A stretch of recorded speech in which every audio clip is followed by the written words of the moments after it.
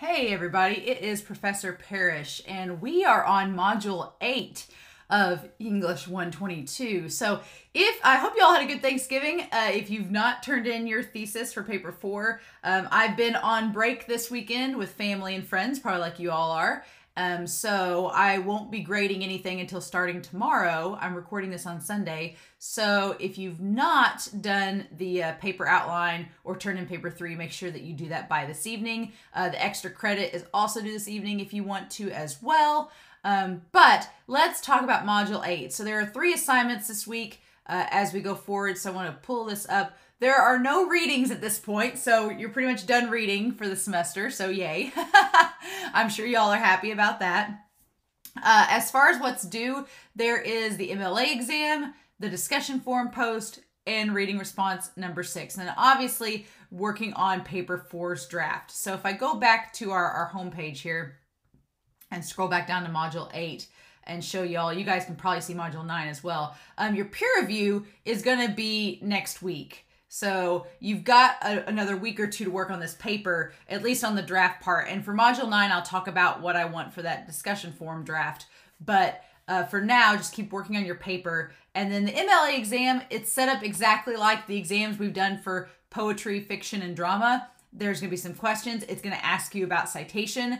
Obviously, you can refer back to the MLA citation presentation that's at the top here. You can refer back to lecture videos, to Purdue Owl, whatnot. But you can refer back to that and ask me if you have any questions. Now, obviously, I'm not going to tell you answers to the quiz, but I would refer back to those resources if you have questions. So I want to talk about the reading response and the discussion forum real quick. As far as the discussion forum goes, I really like this video essay. So Lindsay Ellis, I like her a lot. She does a lot of video essays about pop culture and movies and things like that. She's a big Disney fan, so she does a lot about Disney movies. But she did this video a while back when Mr. Banks comes out, that movie about Mr. Banks. And now my mind's going blank. But she did Saving Mr. Banks. There we go, it has Tom Hanks in it. So she did a video that talks about that movie and kind of this concept called revisionist history. And she explains what revisionist history is in the video. And so that's the first question of your post is, what is revisionist history? How does Lindsay Ellis apply the term to the video? And then you just explain your answer. So question 2 with this video, and this video is a little bit lengthy. It's about half an hour, so you need to give yourself time to watch it. Are there any benefits to revisionist history? You can use the video as an example and explain your opinion. And then the reason I chose this for this week's discussion forum is that essentially this video is like our paper 4 assignment. She is taking a piece of media, the Saving Mr. Banks movie, and talking about how it's an adaptation from the original Mary Poppins books. So she's making basically a paper 4 only in the form of a video essay instead of a written essay.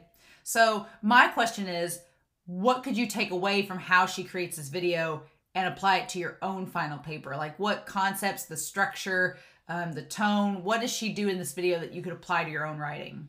And then explain your answer. So it's really interesting. I like the concept of revisionist history. It's a very interesting topic. And so I'm curious to see what your answers are in regards to this video as well. But that's the discussion forum for this week. And then our final, it may be our final reading response. No, we got one more left.